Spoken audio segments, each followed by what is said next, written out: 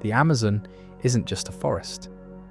It's a living, breathing system, so vast that clouds form above it before drifting across an entire continent. 5.5 million square kilometers of green that spans 9 countries and holds secrets we're only beginning to understand. From above, it looks endless. A canopy so thick that in some places sunlight never touches the ground. Rivers the colour of coffee and tea wind through it like veins, carrying more water than the next 7 largest rivers combined. This is the Amazon basin, and it contains roughly 10% of all species on Earth. The numbers don't quite capture it. 16,000 tree species, 40,000 plant species, over 2,500 fish species swimming through rivers and flooded forests. And those are just the ones we've catalogued. Scientists estimate that hundreds, maybe thousands of species remain undiscovered, hidden in the canopy or buried in the soil. The Amazon River itself begins not in Brazil, as many assume, but high in the Peruvian Andes.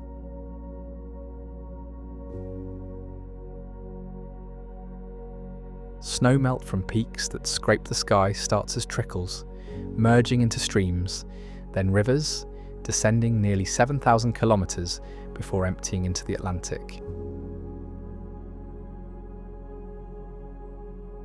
Along the way, over 1,000 tributaries join it. Some of these tributaries are themselves among the largest rivers on Earth. Stand on the banks near Manaus, where the Rio Negro meets the Amazon, and you'll witness something strange. 2 rivers flowing side by side, refusing to mix. One black as ink, the other the colour of milk chocolate. For several kilometres, they run parallel, a clear line dividing them. The phenomenon exists because of temperature, speed and chemistry. The Negro is warmer, slower, more acidic. Eventually, they merge, but not without making their differences known. The forest didn't always look like this. 15,000 years ago, during the last ice age, the Amazon was drier, more fragmented. What we see today emerged as the planet warmed and rainfall increased. But even that's not the full story. Recent archaeological discoveries suggest that large portions of the forest were shaped by human hands. Indigenous peoples lived here for millennia, cultivating plants, enriching soil, creating what some scientists now call a cultural landscape. Rather than pure wilderness. Terra Preta, or Black Earth, is the evidence. These pockets of dark, fertile soil, scattered throughout the Amazon, contain charcoal, pottery shards, and nutrients that don't occur naturally in rainforest soil. Regular Amazonian soil is surprisingly poor. Most nutrients locked in the vegetation itself, rather than the ground. But Terra Preta is different. Created intentionally by pre-Columbian societies who understood something about soil management that we're only now rediscovering. The trees here operate on a principle that seems almost impossible. They create their own rain. Through transpiration, the forest releases moisture into the atmosphere, That moisture forms clouds, which produce rain, which falls back onto the forest. The cycle repeats endlessly. Scientists call them flying rivers, invisible streams of water vapour that flow through the air above the canopy,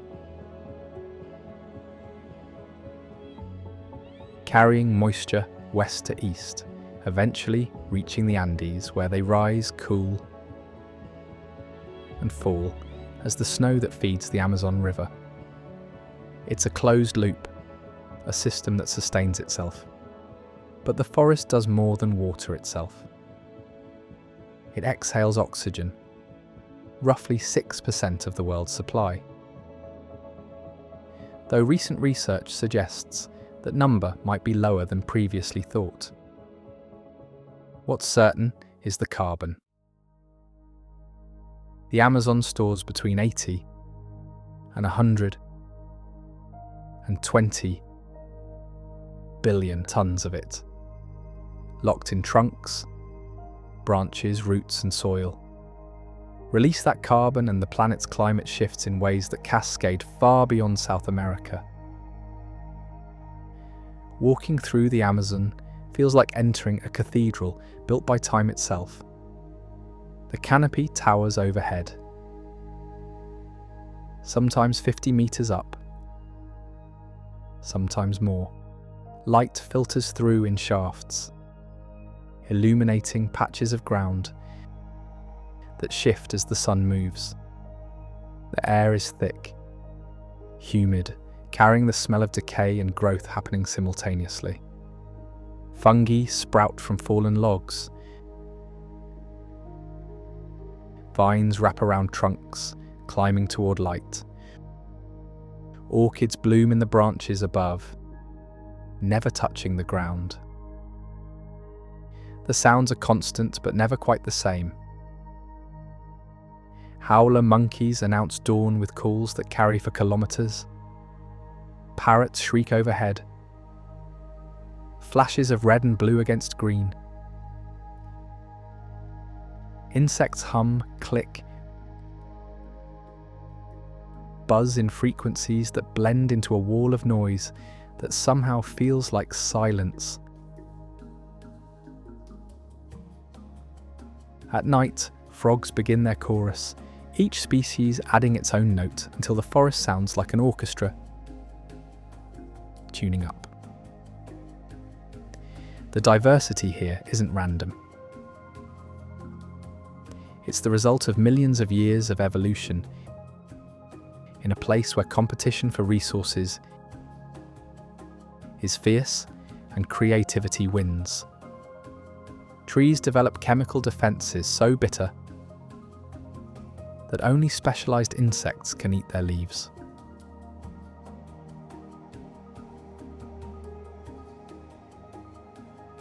Those insects, in turn, become food for birds that evolve specific beak shapes to catch them.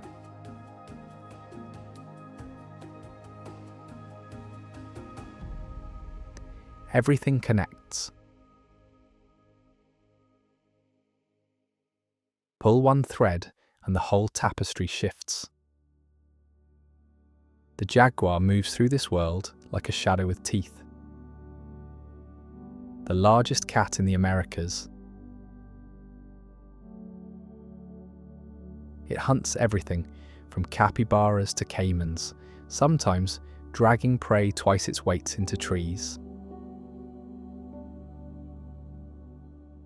Its bite is the strongest of any big cat relative to size, powerful enough to pierce turtle shells and crocodile skulls. Jaguars swim better than most cats, crossing rivers that would drown a lion. They're solitary, territorial, and increasingly rare. Sloths, meanwhile, have chosen the opposite strategy. Why rush when you can barely move? They spend most of their lives hanging upside down, descending to the forest floor only once a week to defecate. Their fur grows algae, which gives them a greenish tint and provides camouflage. Moths live in that fur, laying eggs in the sloth's dung when it finally touches ground. It's a bizarre, slow-motion ecosystem, existing on the back of an animal that seems designed to avoid being noticed. Then there are the poison dart frogs. Tiny, brilliant, impossibly coloured. Electric blue, neon yellow, deep red. Their skin secretes toxins potent enough that indigenous hunters used them to coat blow dart tips. One species, the golden poison frog, carries enough toxin to kill 10 grown men.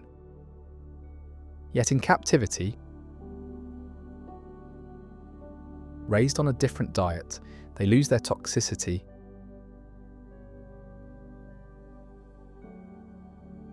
entirely. The poison comes from the ants and mites they eat in the wild, compounds they sequester and repurpose as defense. The Amazon's rivers hold wonders of their own. Pink river dolphins navigate murky water using echolocation, hunting fish in flooded forests where trees stand in water for months. They're smaller than ocean dolphins, more flexible, able to turn their heads and navigate tight spaces. Local legends say they're shapeshifters, emerging from the water at night as handsome men to seduce villagers. The truth is stranger. Their pink colour intensifies with age and activity, blood flowing close to the skin. Piranhas have a reputation worse than their reality. Yes, they have sharp teeth. Yes, they feed on flesh. But mass attacks on humans are rare, usually occurring only when fish are trapped in shrinking pools during drought. Most of the time, they're scavengers, cleaning up what's already dead. The real danger in these rivers is the kangaroo, a parasitic catfish small enough to swim into human orifices, where it lodges itself with backward-facing spines.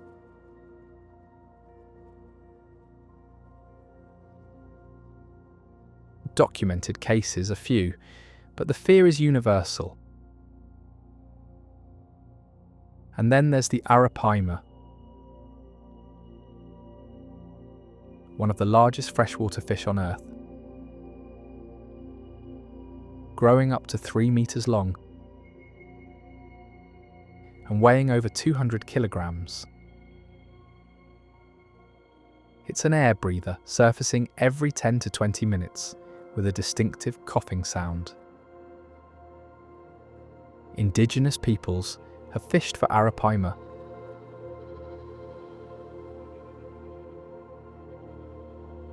for thousands of years, and the fish has become so wary that catching one requires patience and skill that borders on art.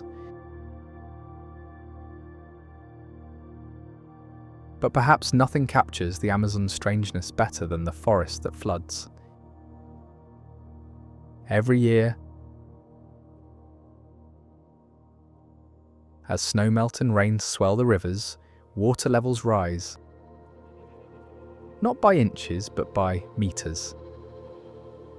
10, 12, sometimes 15 meters. Trees that stood on dry ground are suddenly submerged up to their canopies. Fish swim through the forest, eating fruit that falls from trees. Dolphins hunt birds underwater.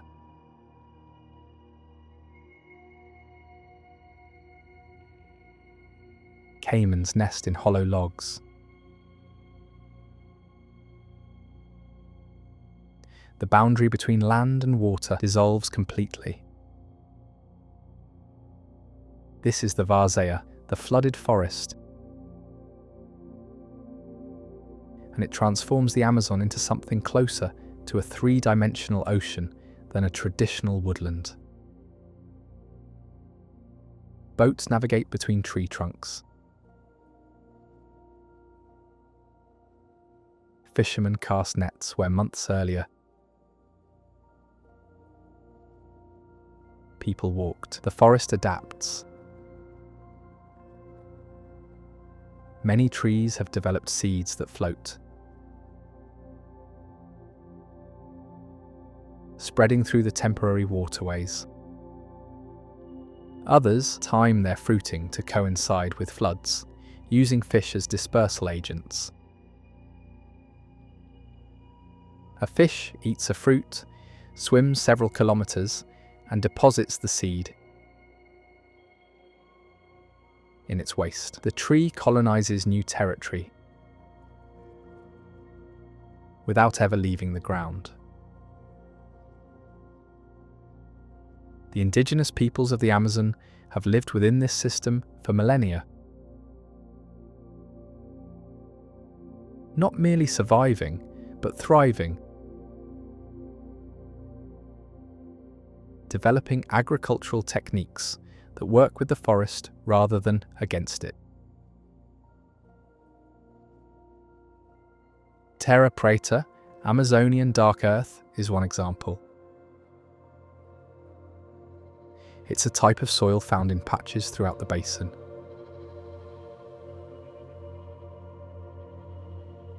Far richer than the surrounding ground.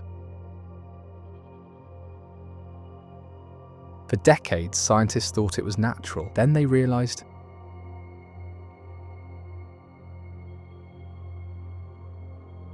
it was engineered. Ancient inhabitants mixed charcoal, bone, manure, and organic waste into the soil, creating a substrate that remains fertile today.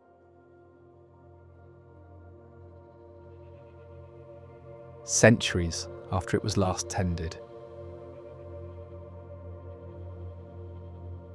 These weren't primitive gardeners, they were soil scientists working without laboratories.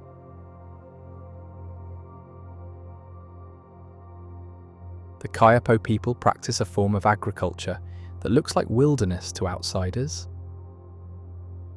They plant in patterns that mimic natural forest clearings, mixing species the way the forest does. Fruit trees grow beside medicinal plants.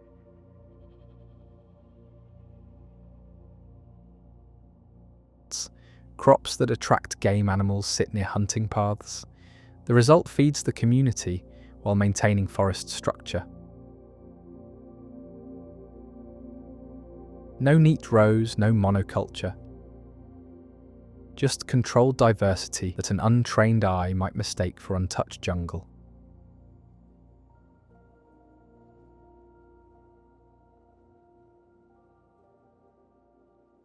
But the Amazon isn't pristine wilderness, untouched by humans.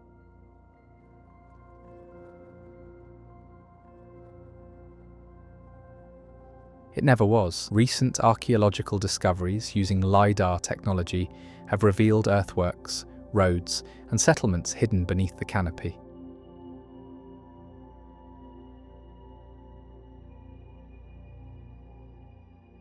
Geoglyphs in acre state, massive geometric shapes carved into the earth, suggest complex societies that reshape the landscape on a grand scale.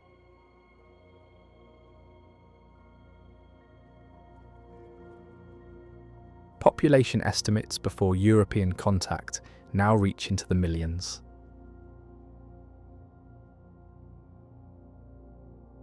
Diseases brought by colonizers devastated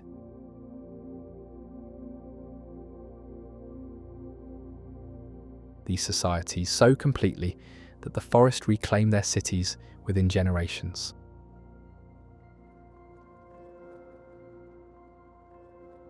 What we see today isn't primeval, it's regrowth.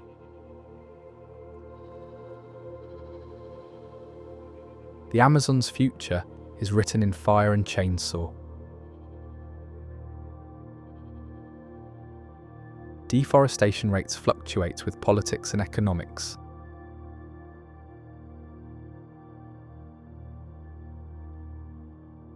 But the trend is clear. Each year, thousands of square kilometers are cleared for cattle ranching.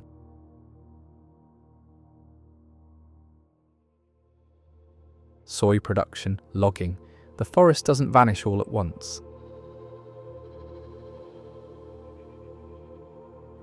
It fragments, islands of green in a sea of pasture.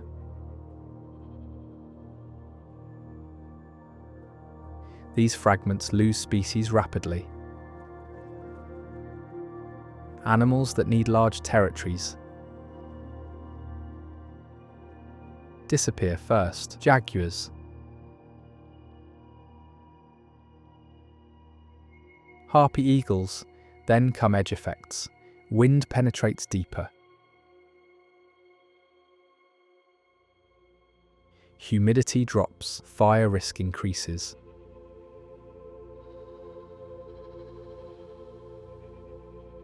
A fragment isn't just a smaller forest. It's a different ecosystem entirely, less stable,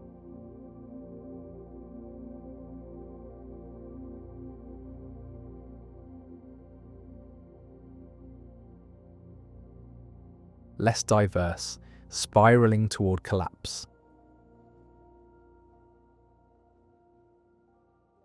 The irony is brutal. The Amazon creates much of its own rain.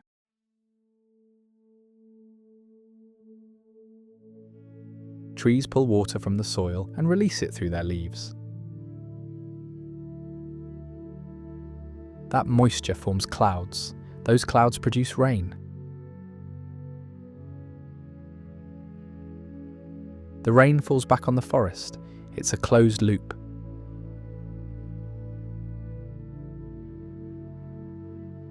Or nearly so. Break enough of the forest,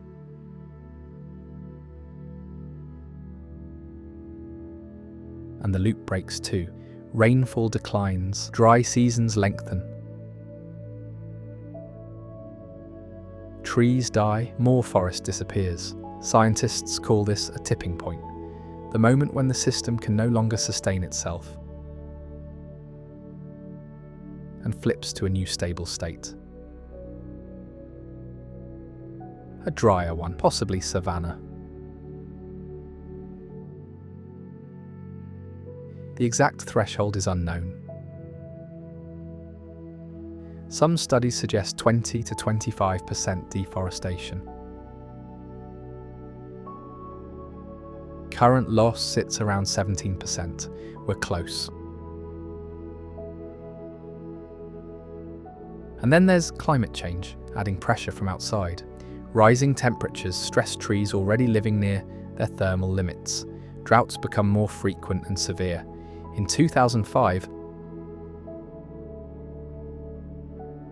a drought killed trees across millions of hectares. Another in 2010 was worse. The forest that normally absorbs carbon began releasing it.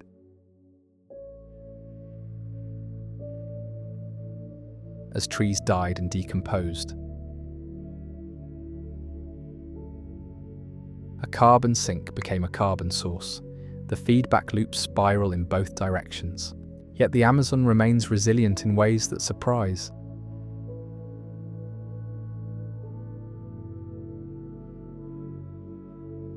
Degraded areas, if left alone, regenerate. Secondary forest grows quickly in the tropics. And while it takes decades to approach the complexity of old growth,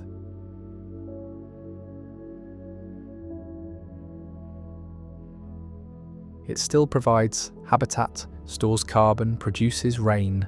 Indigenous territories and protected areas show significantly lower deforestation rates than surrounding regions.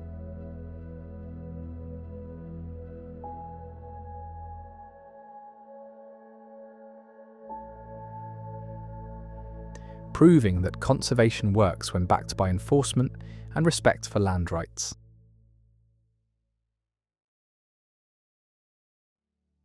The forest wants to persist, it just needs the chance. Rivers are the Amazon's highways. The basin contains the largest river system by volume on Earth, discharging more water into the Atlantic than the next 7 largest rivers combined. At its mouth, the Amazon is so wide you can't see across it. The flow is so powerful that fresh water extends over 100 kilometers into the ocean, creating a lens of river water floating on denser seawater. Sailors knew they were approaching South America when their ships entered fresh water while still out of sight of land. The river's colour changes depending on origin. Whitewater rivers carry sediment from the Andes, rich in nutrients, milky with suspended clay. Blackwater rivers drain ancient lowland forests, stained dark brown by decomposing leaves, acidic and clear. Clearwater rivers run transparent over white sand, originating from highland areas with less vegetation. Where these waters meet, they don't immediately mix.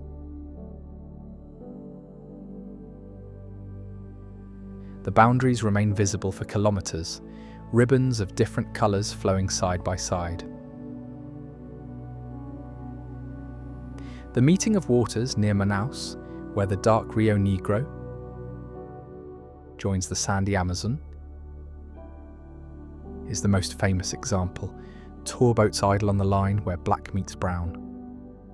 Manaus itself is an improbable city. Built during the rubber boom of the late 19th century, it grew rich overnight. Rubber barons constructed an opera house in the middle of the jungle, shipping in materials from Europe, hiring Italian artisans to paint frescoes and install crystal chandeliers. The Teatro Amazonas still stands, a monument to wealth extracted from trees. The boom collapsed when a British botanist smuggled rubber tree seeds to Asia, where plantations undercut wild harvesting. Manaus declined but never disappeared. Today it's a city of over 2 million, an industrial zone in the heart of the forest, connected to the outside world by river and air, but not by road. The contrast is jarring. Skyscrapers and favelas, highways and jungle. You can stand on a street corner with traffic and heat and commerce, then walk 10 minutes and be surrounded by forest. The city exists because the river exists.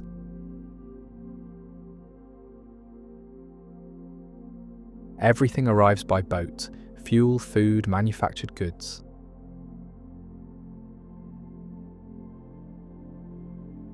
The port is chaos, wooden vessels stacked 3 deep, crates and barrels, and livestock crowding the docks.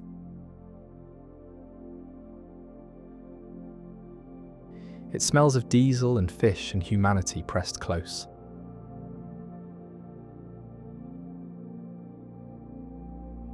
Upstream from Manaus, the river begins to branch. Channels split and reconnect, islands form and dissolve with the seasons. Navigation becomes complex, a maze of waterways where local knowledge is everything.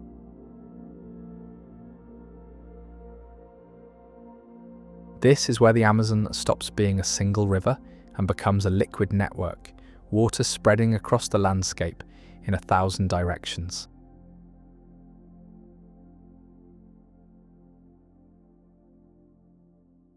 Settlements appear and disappear with the floods.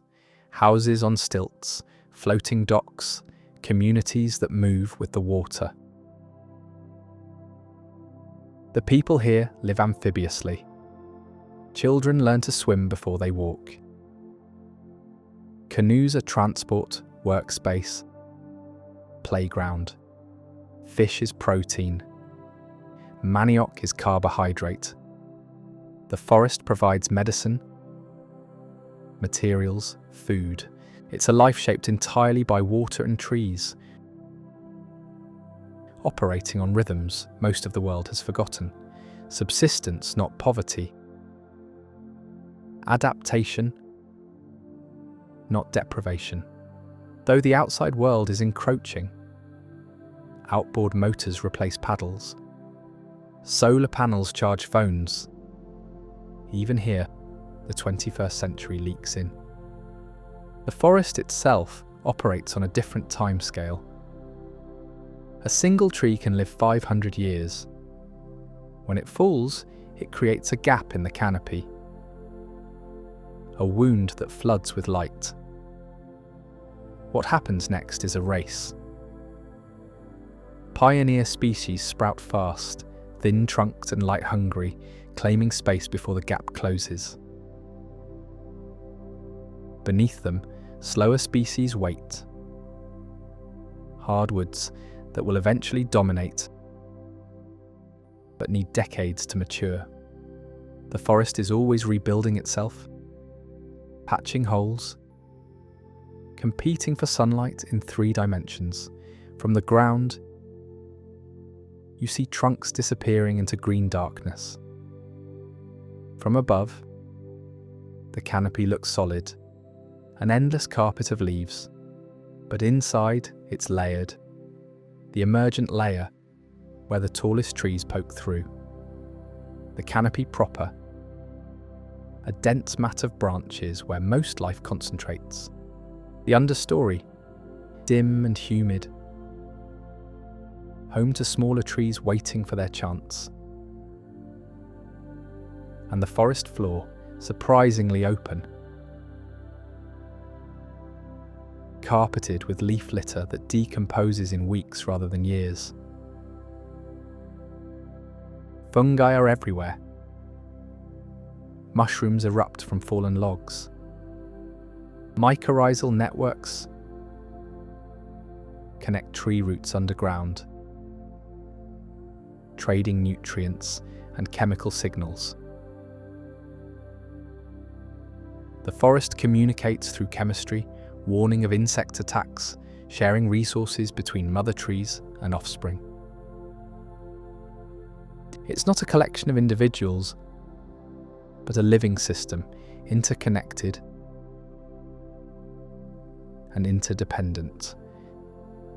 The sounds change throughout the day. Dawn brings howler monkeys, their calls echoing for kilometers, a territorial announcement that sounds like wind through a tunnel. Midday falls quiet, heat pressing down, most animals resting. Late afternoon stirs again. Birds calling, insects buzzing, the forest waking for the evening shift.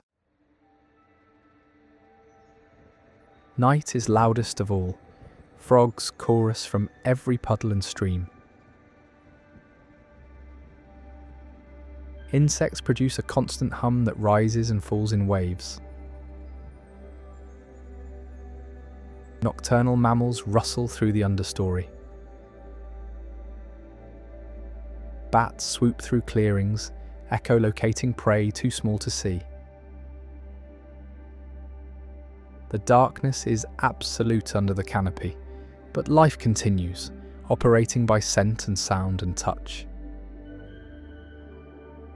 Indigenous peoples have lived in this forest for at least 12,000 years. Some groups farm, clearing small plots, rotating crops, letting the forest reclaim old fields. Others hunt and gather. Moving seasonally, reading the forest like a book written in plants and animal behaviour. They know which trees fruit when, which vines hold water, which leaves treat fever. Knowledge accumulated over millennia, passed down through stories and practice. The arrival of Europeans shattered that continuity. Diseases swept through, killing up to 90% of the population. In some areas, entire cultures disappeared. Survivors retreated deeper into the forest. For centuries, outsiders assumed the Amazon was pristine wilderness untouched by human hands. Archaeological evidence now shows otherwise. Earthworks, geometric F, formations visible only from the air, suggest large pre-Columbian settlements. Terra preta, patches of incredibly fertile black soil,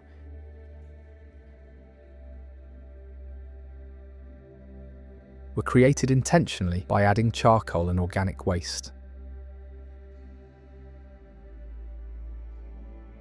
The forest we see today may be partially domesticated, shaped by human management over thousands of years. Contact with the outside world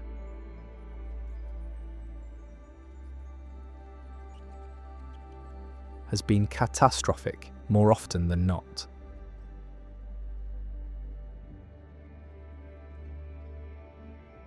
Rubber tappers enslaved indigenous workers, missionaries sought to convert and control, loggers and miners brought violence and pollution. Even well-intentioned researchers and tourists disrupt fragile communities.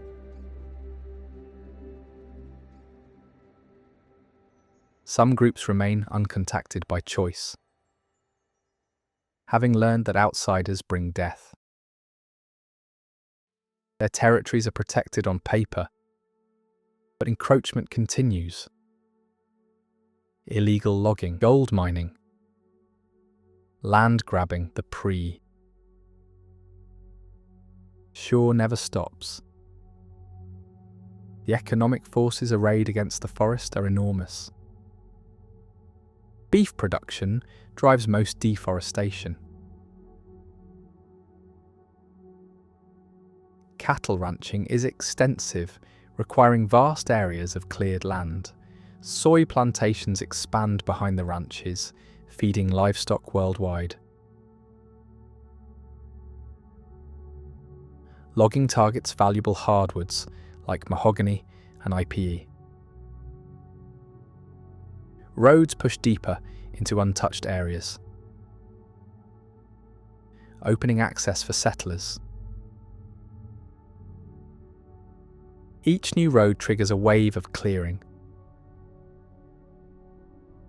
a pattern visible from space. Satellite images show the destruction in real time. The forest edge appears ragged, chewed away by human activity.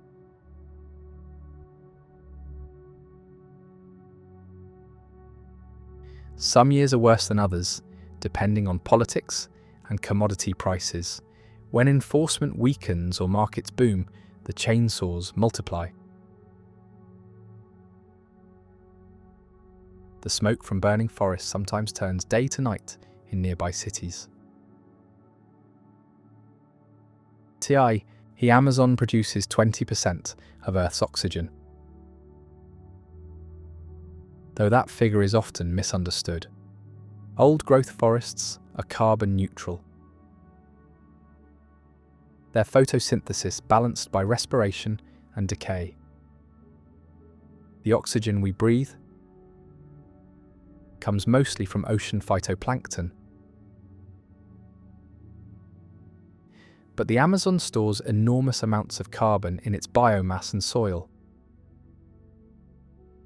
When trees burn, that carbon enters the atmosphere as carbon dioxide, accelerating climate change. The forest also generates its own rainfall through evapotranspiration. Trees pull water from the soil and release it through their leaves.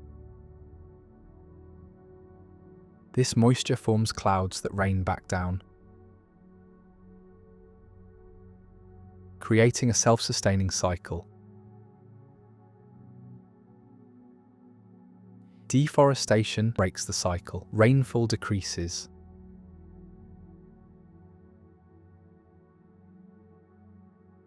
The remaining forest dries out, becoming more vulnerable to fire. Scientists worry about a tipping point, a threshold beyond which the forest can't regenerate.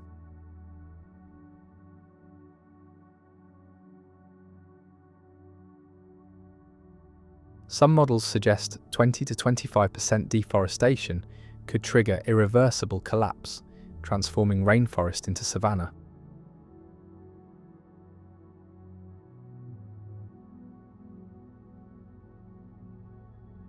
Current deforestation sits around 17%. We're approaching the edge. Protected areas exist but face constant threats.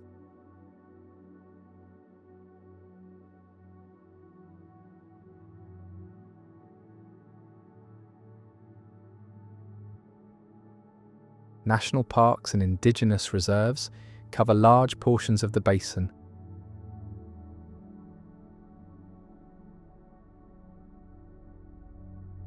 But enforcement is weak and funding limited.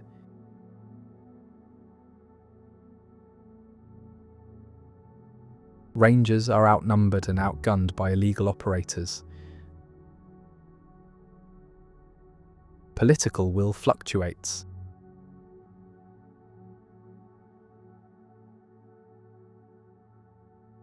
Administrations friendly to development weaken protections.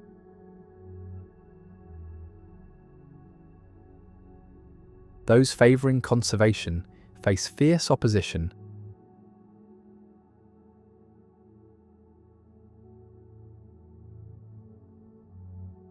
From agricultural interests.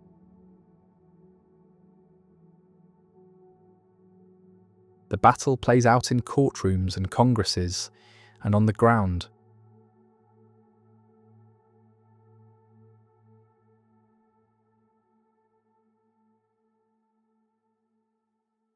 Where activists risk their lives defending land.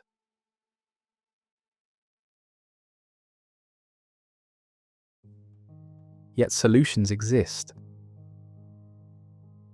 Indigenous territories have lower deforestation rates than other protected areas.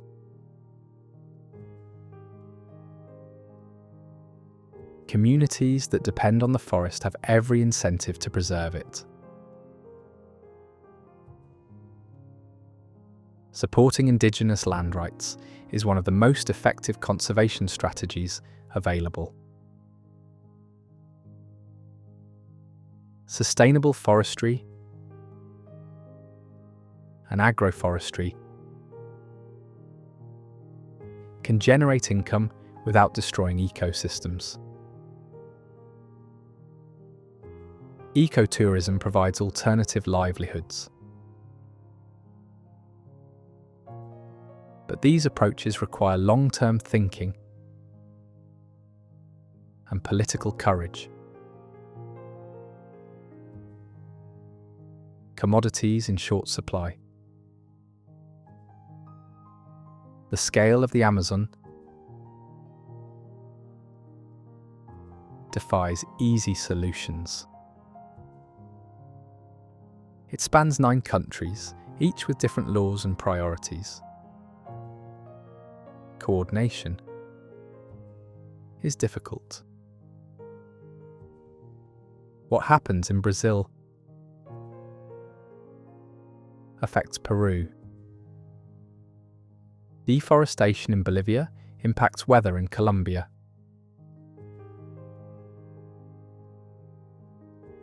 The forest is a shared resource and a shared responsibility, but international cooperation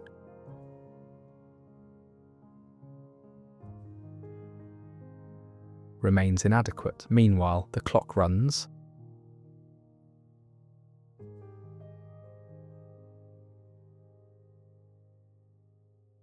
Every minute, an area of forest the size of several football fields disappears. Some of it will regrow if left alone. Secondary forest returns quickly in the tropics, though it takes decades to approach the complexity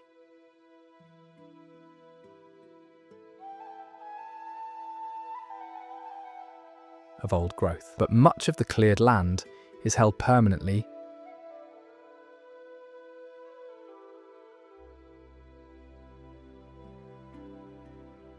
for agriculture. Once converted, it rarely reverts.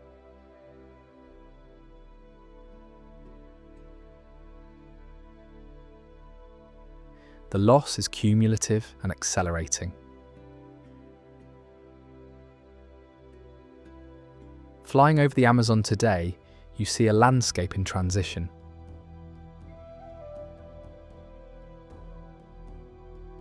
Vast green expanses still dominate, but the edges fray. Rectangular clearings interrupt the canopy.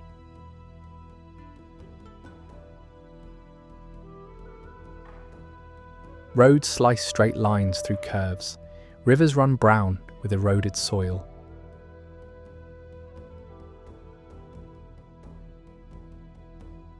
It's beautiful and heartbreaking in equal measure.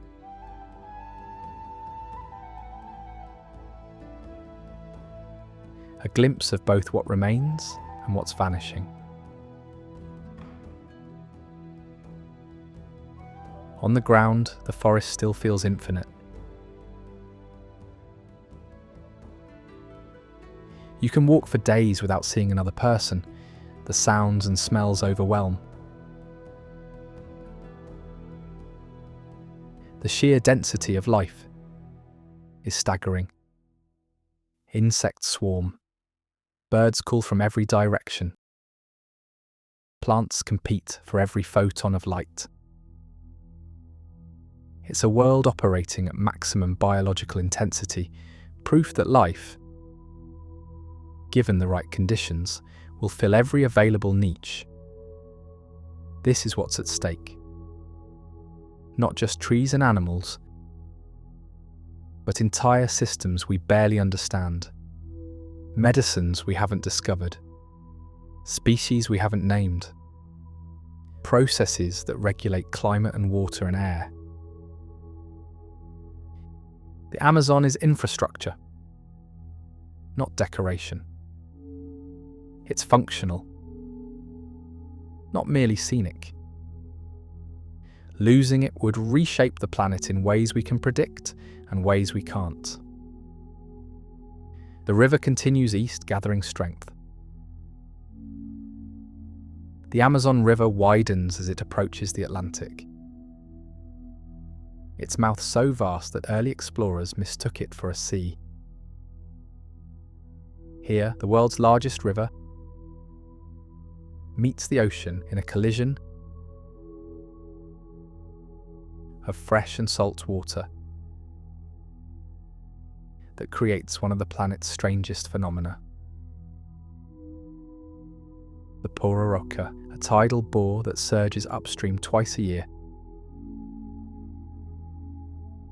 During spring tides, the Atlantic pushes back against the river's flow, creating waves up to 13 feet high that travel inland.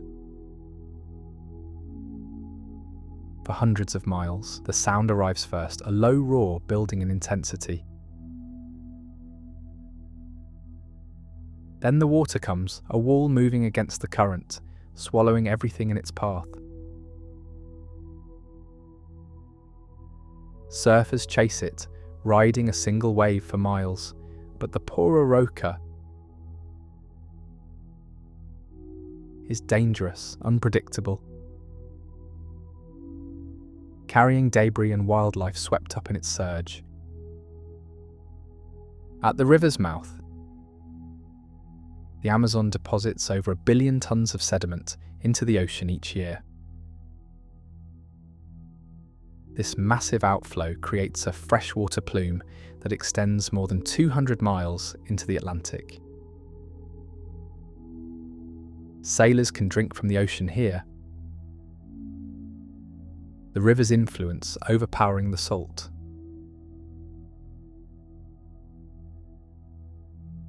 The sediment creates a shifting landscape of islands and mudflats, constantly reshaped by currents and tides.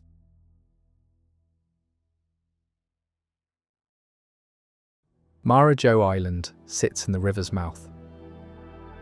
Larger than Switzerland, yet barely inhabited. Water buffalo outnumber people.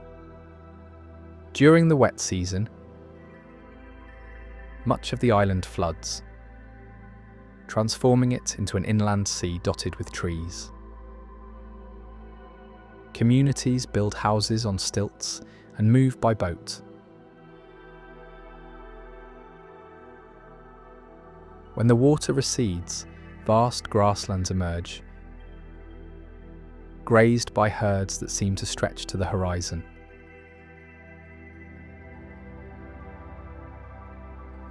The island's western side remains almost entirely forested.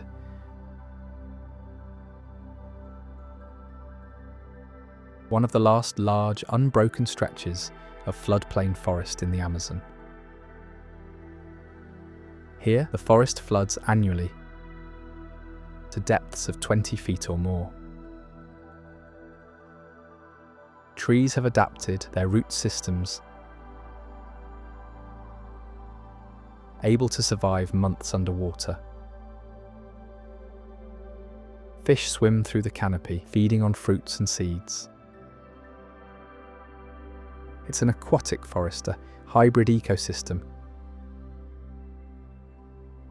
that's neither fully land nor water. Balaam sits at the southern edge of the river's mouth, the gateway between the Amazon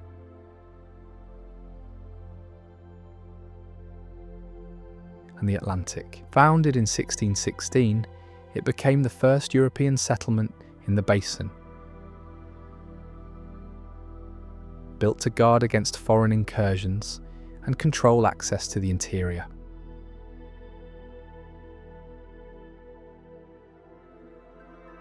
The Portuguese constructed forts and churches, establishing control over a region they barely understood. For centuries, Balaam thrived on extraction, first timber, then rubber, later Brazil nuts and acai.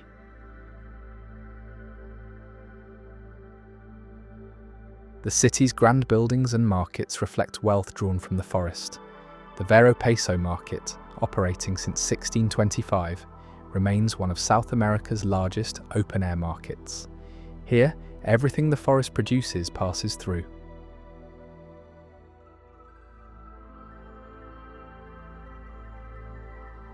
Fish of every imaginable shape, fruits you've never heard of, medicinal plants in bundles.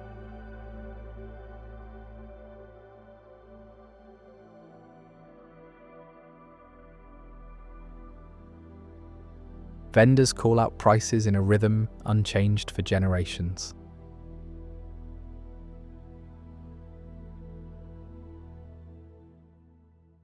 The city sprawls along the waterfront, its historic centre a mix of colonial architecture and modern concrete. Mango trees line the streets, their roots cracking sidewalks. The heat is relentless, broken only by sudden afternoon storms that flood the streets.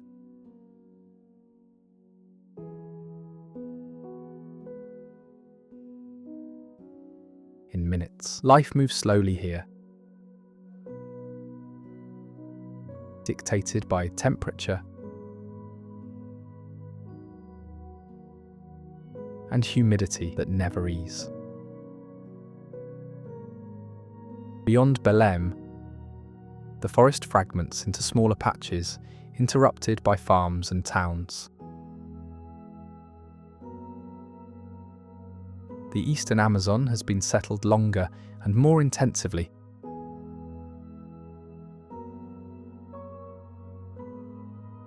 Than the interior. Deforestation rates here reached their peak decades ago.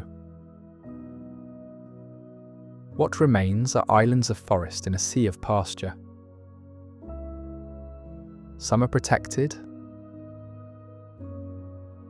others privately owned, their futures uncertain. Yet even in this transformed landscape, nature persists. Secondary forest reclaims abandoned fields. Animals adapt to the patchwork habitat.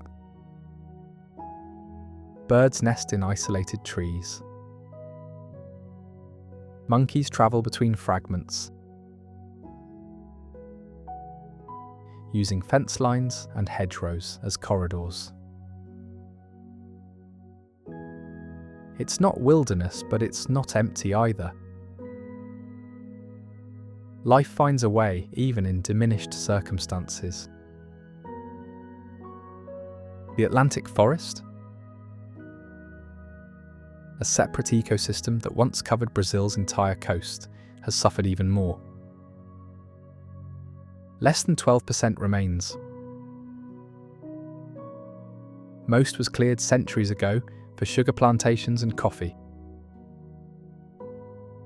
What survives exists in steep mountainous areas too difficult to farm. These fragments harbour extraordinary diversity, species found nowhere else on Earth. Small reserves protect what's left, but they're disconnected, too isolated for many species to survive long term. Conservation efforts focus increasingly on corridors, strips of protected land that connect fragments. The idea is simple. Animals need space to move, find mates, and access resources. Isolated populations decline through inbreeding and local catastrophes. Corridors allow movement between patches, maintaining genetic diversity and ecological processes. But creating corridors requires cooperation from landowners and governments. Something easier proposed than achieved. The Amazon story is ultimately about choices. Every cleared hectare represents a decision made by someone somewhere that short-term gain outweighs long-term consequences. These decisions accumulate. Individually, they seem insignificant. Collectively, they reshape continents. Reversing them requires different choices, sustained over generations. Reforestation happens slowly. A cleared area might grow back in decades, but restoring complex old-growth forests takes centuries. Some argue the solution lies in making the forest more valuable, standing than cut. If communities can earn income from the sustainable harvests, ecotourism, and carbon credits, they'll protect rather than destroy.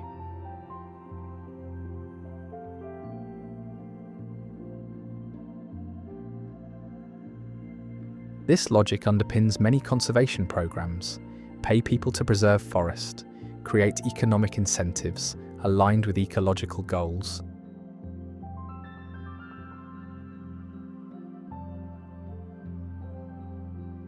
It works in some places. Indigenous reserves with sustainable income sources show low deforestation. Ecotourism lodges provide jobs and protect surrounding forest.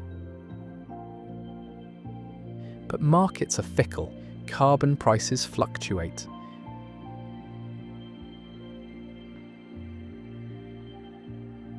Tourism collapses during pandemics. Economic incentives alone seem insufficient. What's needed is a shift in values, a recognition that some things shouldn't have price tags, that forests have inherent worth beyond timber or land, that rivers matter for more than transportation, that species have a right to exist whether or not they're useful to humans. Indigenous peoples have always understood this. Their cosmologies don't separate humans from nature. The forest isn't a resource to exploit, but a community to inhabit. Trees are relatives. Rivers are sacred. Animals are persons deserving respect. These aren't quaint beliefs, but sophisticated ecological knowledge developed over thousands of years.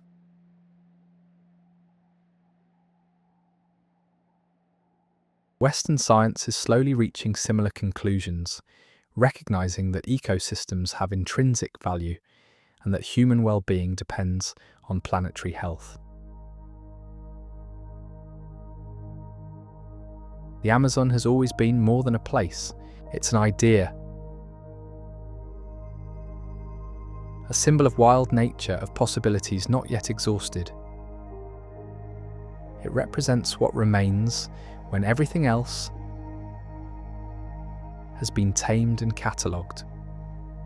That wilderness is largely illusion. The forest has been inhabited and shaped by humans for millennia. But the illusion matters.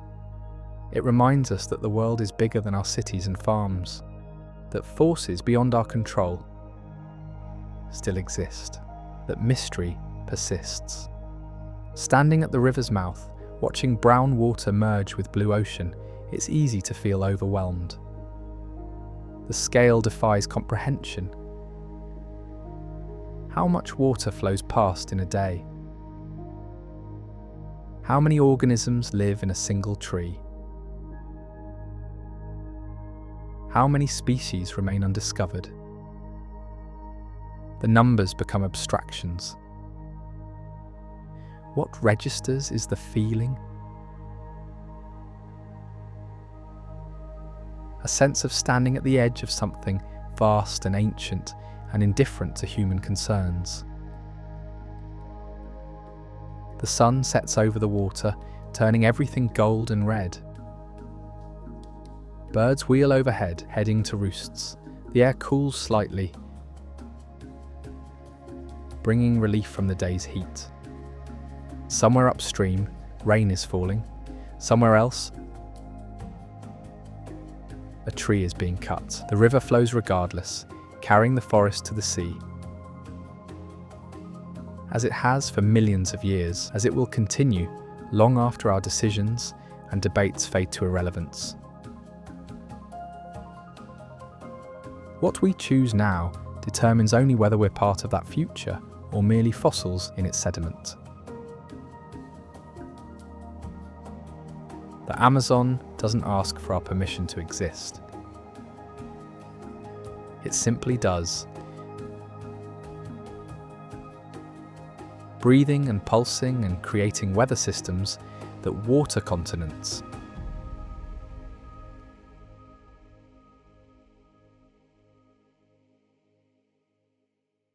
We've measured it, mapped it, extracted from it, and still barely scratched the surface of understanding how it works.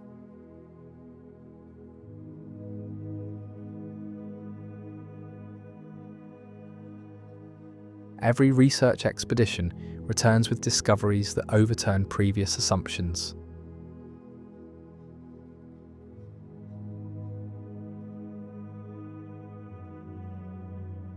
New species, unknown relationships, processes we didn't know were possible.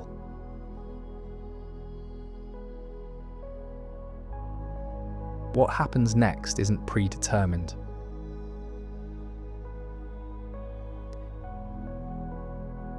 The forest could collapse past a tipping point, transforming into degraded savanna within decades.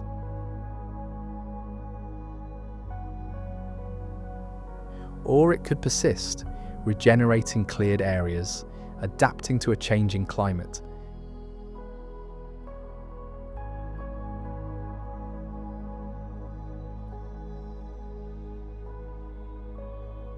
Continuing its role as planetary infrastructure. The outcome depends entirely on decisions made in the next few years by governments, corporations, communities, and individuals who may never see the forest, but whose choices ripple across ecosystems.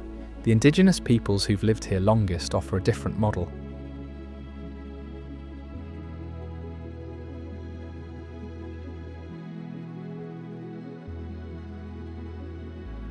Not preservation in the sense of keeping humans out, but participation in ways that sustain.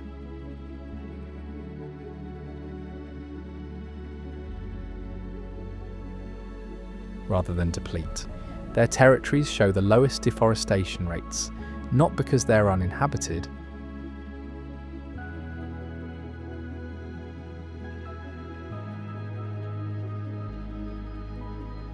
but because they're inhabited by people whose survival depends on the forest's survival. That alignment of interests, that recognition of interdependence, might be the only path forward.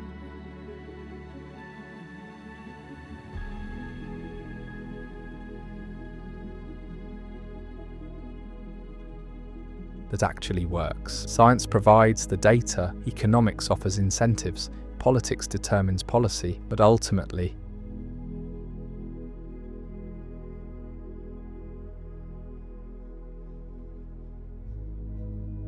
preservation requires something less tangible, the belief that some things matter beyond their utility, that a forest holding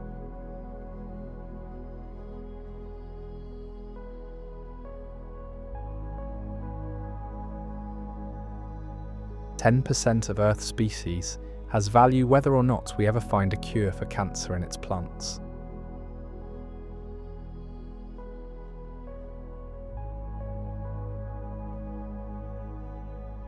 That rivers deserve to flow clean even if no one's watching. That complexity and mystery are worth maintaining simply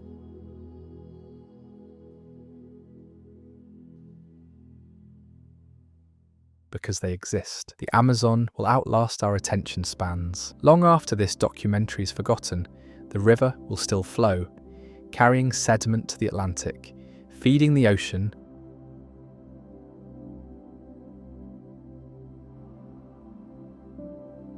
with nutrients that support fisheries thousands of miles away. Trees will still transpire moisture that becomes rain.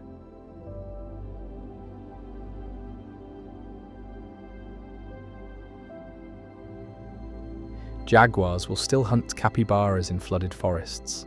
The question isn't whether the Amazon will continue,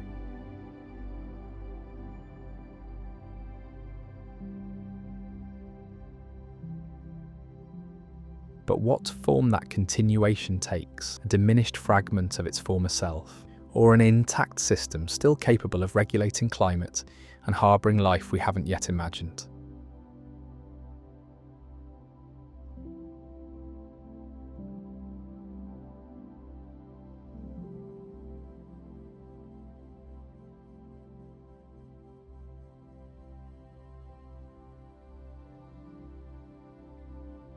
Every satellite image, every research paper, every news report about deforestation rates becomes part of a larger narrative we're writing in real time.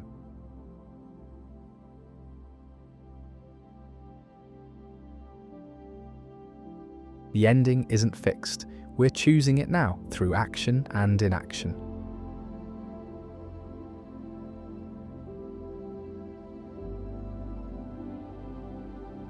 through the policies we support and the products we buy, through what we decide matters and what we're willing to ignore.